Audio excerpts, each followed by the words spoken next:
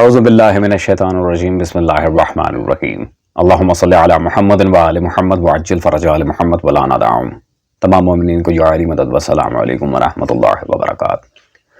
سامعین گرامی قدر، نو ڈاؤٹ ماہ رمضان جیسے ہی مومنین کے سامنے آتا ہے، اس مہینے میں عبادات کے درس دیے جاتے ہیں، اچھی بات ہے، قرآن کے درس دیے جاتے ہیں، بہت ہی اچھی بات ہے، حدیث کے درس دیے جاتے ہیں، that's well and good۔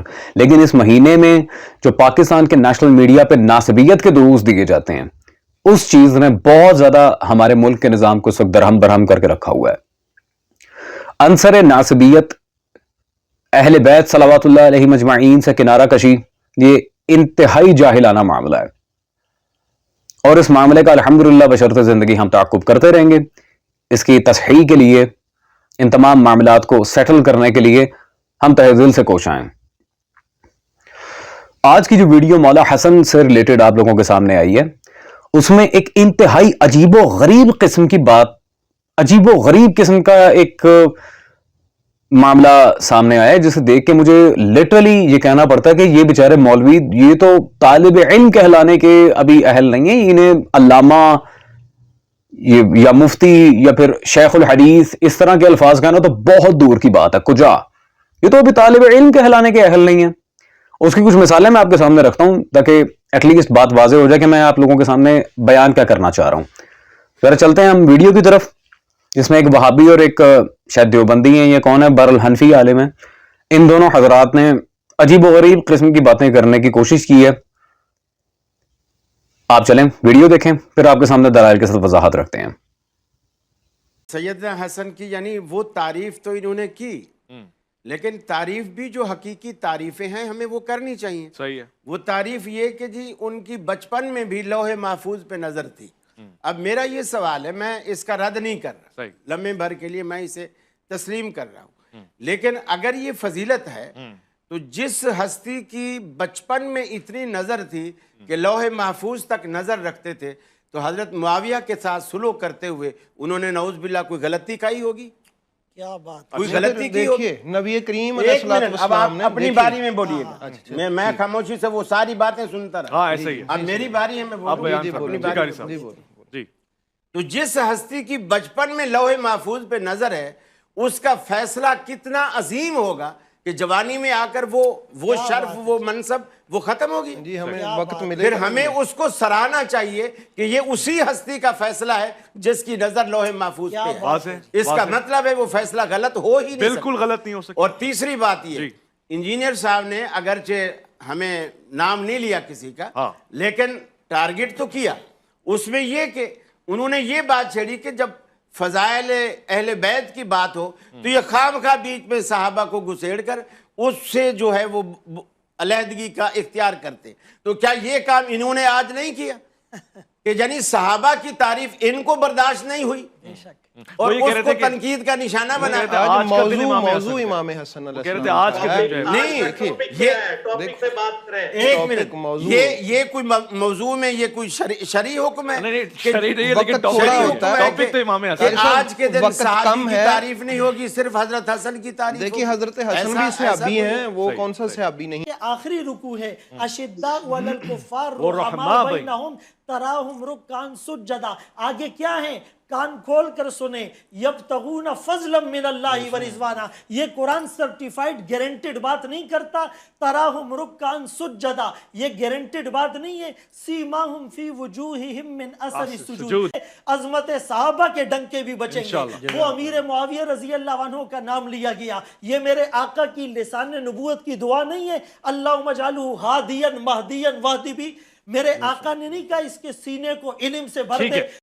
جی سامعین گرامی قدر، تو وہ اکثر اوقات آپ نے ویڈیو دیکھ لی، اکثر اوقات صاحبان نظر ایک جملہ کہا کرتے ہیں، بڑھا دیتی ہے ہر معاملے میں حد سے زیادہ گرمی، دین کے معاملے میں جہالت اور مولوی کی ہٹ دھرمی۔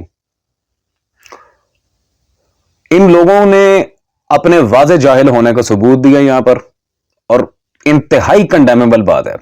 سب سے پہلے تو قاری خلیل الرحمان جو وہابی عالم ہیں، ان سے میں گزارش کروں گا، سر آپ خدارہ دوبارہ کسی اچھے سے مدرسے میں داخلہ لیں. آپ قاری ہیں, آپ کا کام ہے قرات سے قرآن پڑھنا.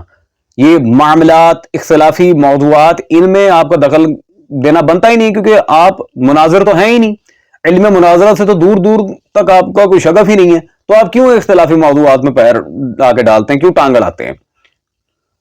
یعنی اتنی جہالت, اتنی علمی یتیمی, اتنا بطلان معاملہ کہ کیا کر رہے ہیں آپ. بات وہاں ہو رہی ہے امام حسن مجتبیٰ کی. حسن ابن علی رسول اللہ صلی اللہ علیہ وسلم کے آبرو مند فرزند ہیں. آپ ان کی بات کریں, معاویہ کو اندر گھسیٹ کے لے کے آ رہے ہیں, اور پھر کہہ رہے ہیں یہ کوئی شرعی حکم تو نہیں ہو گیا کہ جس کا موضوع اسی کے مطابق بات کریں. ٹھیک ہے, شرعی حکم نہیں, لیکن یہاں پہ بات سب سے زیادہ حامل اہمیت یہ کہ آپ کو آپ کے شیوخ الحدیث و اساتذہ نے مدارس میں یہ تعلیم نہیں دی کہ اچھا خطیب اور صحیح حاضر جواب شخص ہوتا ہی وہ ہے جو اپنے موضوع سے منحرف نہ ہو, اپنے موضوع کو پس پشت نہ ڈالے, اس سے پیچھے نہ ہٹے. بات حسن ابن علی کی چل رہی ہے. امام احمد بن حنبل سے لے کے امام حاکم اور زاہبی, ان لوگوں نے جتنے مناقب لکھے ہیں مولا حسن کے, آپ وہ بیان کر دیں. معاویہ کو گھسیٹ کے اندر لا رہے ہیں, اس کی صلح پہ بات چل گئی ہے تو الحمدللہ وہ آپ ہی کے گھر کے عالم قاضی ظہور احمد فیضی صاحب, انہوں نے پوری کتاب لکھی ہے صلح امام حسن پہ, اور اس کی جو بنیادی مقاصد, میں جتنے اپنے اہل سنت جو سامعین ہیں میرے سننے والے, میں نے لازمی ریکمنڈ کروں گا یہ کتاب تو لازمی پڑھیں.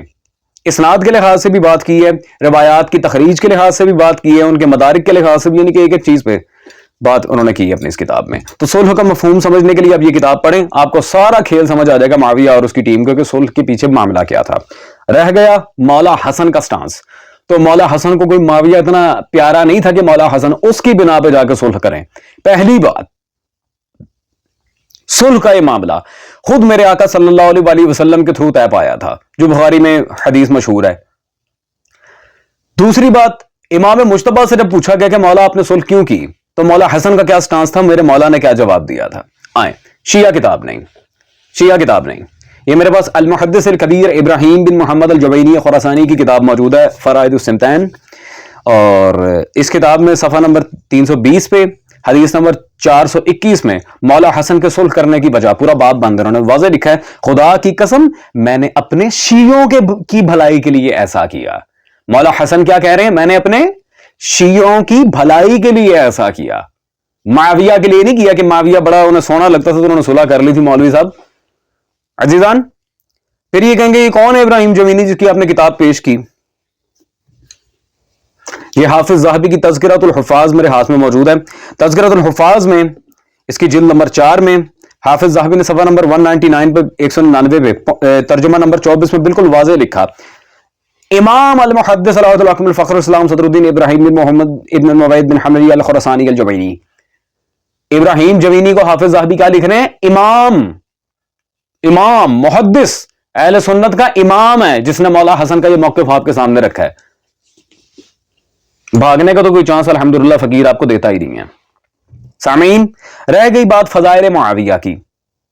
فضائل معاویہ, have you totally lost your mind مولوی صاحب, آپ واقعا ہوش و حواس میں بات کر رہے ہیں؟ فضائل معاویہ کے کون سے فضائل آ گئے؟ آپ نے امام اسحاق ابن راہوی سے لے کے ابن تیمیہ ناصبی اور ملا علی قاری ان سب کی کتب نہیں پڑھی معاویہ کے بارے میں ان سب کا کیا موقف تھا؟ معاویہ کے فضائل, لا حول ولا قوت الا باللہ. چلیں اس مسئلے کو حل کیے دیتے ہیں. یہ میرے پاس جلد نمبر 3 موجود ہے, نواب وحید الزمان کی تیسیر الباری شرح صحیح بخاری کی شرح میرے پاس موجود ہے اس وقت. اس میں صفحہ نمبر 588 پارہ نمبر 14 کتاب المناقب میں انہوں نے بالکل واضح یہاں پر لکھا, یہ مسئلہ کتاب الصلاۃ میں گزر چکا. حضرت صلی اللہ علیہ وسلم اس دوانوں کو گھر میں آنکھ پڑا کرتے تھے. شاید معاویہ نے نہ دیکھا ہوگا, امام بخاری نے ایک مرفوع حدیث بھی معاویہ کے فضائل میں بیان نہیں کی, ادھر ادھر کے تذکرے کر دیے. امام نسائی نے ایک خاص کتاب خصائص کبریٰ جناب علی صلوات اللہ علیہ کے فضائل میں مرتب کی, تو خارجیوں نے ان پر بلوا کیا اور کہا کہ معاویہ کی فضیلت میں بھی تم نے کوئی کتاب لکھی ہے؟ انہوں نے کہا ان کی فضیلت کہاں سے آئی, ان کی فضیلت میں کوئی حدیث صحیح نہیں ہوئی. البتہ ایک حدیث ہے کہ اللہ ان کا پیٹ نہ بھرے, اس پر ان خارجی مردوں نے امام نسائی کو گھونسوں اور لاتوں سے شہید کر ڈالا. اللہ اکبر, یعنی کہ مار کے اتنی دردناک موت دی. اہل سنت کے امام اعظم محدث کبیر امام نسائی، ان کو اتنی بری طرح قتل کیا، اپنے امام کو مار دیا۔ عزیزان، اس عبارت سے ہمارے سامنے کیا واضح ہوا؟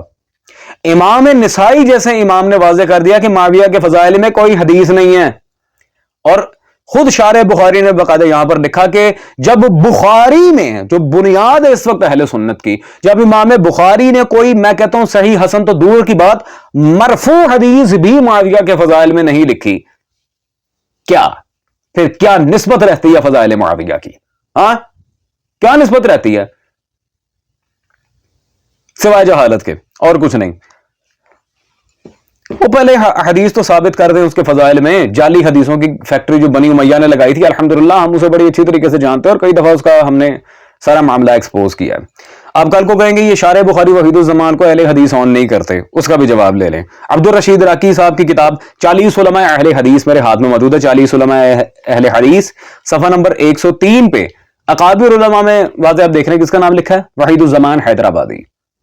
یہ اکابر علماء اہل حدیث میں سے ہیں جن کی میں نے الحمدللہ عبارت آپ کے سامنے پیش کی ہے کہ معاویہ کے فضائل میں کچھ بھی صحیح نہیں ہے، اور امام نسائی نے کہا سارے فضائل جعلی ہیں۔ وہ مولا علی کے مناقب پہ کتاب لکھی تو ماشاءاللہ قاری ظہور صاحب کے رشتہ داروں، یہ قاری خلیل صاحب کے رشتہ داروں کو وہاں پہ آگ لگ گئی۔ سامعین گرامی قدر، دوسرے مولوی صاحب اللہ جانے کیا سبحان کے پتہ نہیں کیا نام ہے حضرت کا، قرآن کی آیتیں پڑھ رہے ہیں، رسول خدا صلی اللہ علیہ وسلم سے منسوب بنی امیہ کی گھڑی ہوئی جعلی حدیث پڑھ رہے ہیں، بار الہ معاویہ کو علم دے اسے ہادی مہدی بنا۔ مولوی صاحب خدا را، میں باقی لوگوں کی بات نہیں کرتا، آپ لوگ اپنے نام کے ساتھ مفتی، عالم، شیخ الحدیث اس طرح کے جو خطابات بڑے بڑے یہ لگا رہے ہوتے ہیں، سر سند کی بات تو دوسری طرف، کم از کم بندہ حوالہ تو بیان کرتا ہے حدیث کا کہ کون سی کتاب میں لکھی ہے، یہ حوالہ دینا پسند نہیں کیا اور اپنے آپ میں پتہ نہیں کیا سمجھتے ہیں۔ اور بھائی میری بات سنو، کان کھول کے سنو، یہ نیشنل میڈیا پہ بیٹھ کے چیخیں مارنے سے کوئی بندہ سچا ثابت نہیں ہوتا۔ چیلنج ہے پوری دنیا ناصبیت کو، آؤ معاویہ پہ جس کو مناظرہ کرنے کی جتنی آگ لگی ہے میرے سامنے آ کے بیٹھے، چیلنج ہے سارے ناصبیوں کو، لگاؤ سر سے ایڑی تک کا زور۔ میرے سنی بھائیوں اور بہنوں کے فیوچر کا سوال ہے، تم بھی یہی ہو میں بھی یہی ہوں، مناظرے کا چیلنج دیتا ہوں۔ دوسری بات، یہ جتنی بھی حدیثیں ہیں معاویہ کا اللہ پیٹ بھر دے علم سے، معاویہ کو ہادی مہدی بنا، جعلی حدیثیں ہیں، من گھڑت حدیثیں ہیں، کوئی ان کی اوقات نہیں ہے۔ اور حضرت رہ گئی آپ کی بات، نہ اصول حدیث، نہ اصول تفسیر، نہ اصول فقہ، نہ تعارض بین سند والمتن۔ آپ نے ابھی پڑھائی کیا جو آپ کی بات کو اتنا سیریسلی کنسیڈر کیا جائے؟ خدا کی قسم فتنہ انگیزی کا ڈر نہ ہو، میں تو آپ جیسے لوگوں کو منہ نہ لگاؤں، شرم ہی نہیں آتی۔ مولا حسن کا موضوع ہے، حسن ابن علی پہ بات کرو، معاویہ کہاں سے آ گئے اندر؟ بل شٹ، ویسٹ آف ٹائم۔ خیر، جو اہل سنت برادران سن رہے ہیں، یہ قاری ظہور احمد فیضی صاحب کی کتاب الاحادیث الموضوعہ فی فضائل معاویہ، اس کتاب کا مطالعہ کرے، سارا کچا چٹا انہوں نے کھول کے رکھ دیا ہے، سندی لحاظ سے، متن کے لحاظ سے، راویوں کے لحاظ سے، جو سارا معاملہ تھا 90% تو اس میں وہ یہ رواد شامل ہیں حدیث کے اندر جو شاتم امیر المومنین تھے معاذ اللہ، مولا علی کو گالیاں دیا کرتے تھے، تو انہوں نے تو یہ بکواس کرنی تھی رسول خدا صلی اللہ علیہ وسلم سے منسوب کر کے۔ ڈیفینیٹلی رہ گئی قرآن میں صحابہ کے فضائل آئے ہیں، اور بھائی کون کہتا ہے نہیں آئے؟ کس نے کہا ہے کہ نہیں آئے؟ بالکل صحابہ رسول صلی اللہ علیہ وسلم پہ جان قربان 100 دفعہ، لیکن مخلص صحابی رسول صلی اللہ علیہ وسلم، ہر ایک کو ہم اٹھا کے صحابی نہیں بنا دیتے، بشرط یہ کہ وہ میرے آقا صلی اللہ علیہ وسلم اور ان کی اہل بیت کے ساتھ مخلص ہوں، وہ کم از کم میرے آقا صلی اللہ علیہ وسلم کے ساتھ تو مخلص ہوں۔ آؤ شیعہ مسلک میں آؤ، پھر جنہیں تم رضی اللہ کہتے ہو، سلمان، بلال، ابو ذر، مقداد، ابو سعید خدری، ابو دجانہ انصاری، حذیفہ بن یمان، سعد بن عبادہ، جنہیں تم رضی اللہ کہتے ہو، ہم انہیں علیہ السلام کہتے ہیں، پر ہم منافق کو صحابی نہیں کہتے۔ آپ ہمیں بتائیں گے صحابہ کی عزت کیسے کرنی ہے؟ اور سر کبھی شیعہ مکتب میں آ کے بیٹھیں، ہم آپ کو بتاتے ہیں صحابہ رسول صلی اللہ علیہ وسلم کی عظمت اور ان کا مقام کیا ہے۔ آئیں کبھی شیعہ مصادر پڑھیں، ہم آپ کو بتاتے ہیں، آپ ہمیں بتائیں گے جو رضی اللہ سے اوپر ہی نہیں جاتے۔ رہ گئی قرآن کی بات، آئیں پھر، یہ میرے ہاتھ میں اس وقت جلد نمبر 5 موجود ہے، تفسیر مظہری۔ تفسیر مظہری کے اندر صفحہ نمبر 309 جلد نمبر 5 میں سورہ توبہ کے اندر غور سے دیکھیے گا، اس میں قاضی ثناء اللہ صاحب نے کیا لکھا، یہ مشہور زمانہ جو آیت ہے رضی اللہ عنہم ورضوا عنہ، اس کے بارے میں لکھتے ہیں اس میں تابعین کے لیے شرط لگا دی کہ بھلائیوں میں صحابہ کے تابع ہوں، برائیوں میں تابع نہ ہوں، برائیوں میں تابع نہ ہوں، بھلائی میں ہوں، برائیوں میں نہ ہوں۔ یہ رضی اللہ عنہم ورضوا عنہ کا مفہوم یہاں پہ بالکل واضح آ رہا ہے، جو یہ قاضی ثناء اللہ پانی پتی العثمانی المجددی حنفی المظہری النقشبندی، جنہیں شاہ عبد العزیز محدث اکبر کہا کرتے تھے، یہ ان کی تفسیر مظہری پڑھ رہا ہوں جو آپ کے مدارس میں پڑھائی جاتی ہے۔ عزیزان، ابھی تو آیات کی نحوی ترکیب سے لے کے آیات کی تفاسیر ظاہری و باطنی اور اصول تفسیر پہ بحث کرتے ہوئے اگر میں تفسیر بیضاوی و دیگر جلالین وغیرہ تفاسیر نکال لیتا پھر تو بات بہت آگے چلی جاتی۔ فی الحال مجھے چاہیے تفسیر مظہری کی اس عبارت کا جواب۔ اگر قرآن میں فضائل آئے ہیں تو قرآن میں مذمت بھی ٹھوک کے آئی ہے۔ دیٹس آل عزیزان، جو سمجھدار ہیں ان کے لیے اشارہ کافی ہے۔ خدا حافظ۔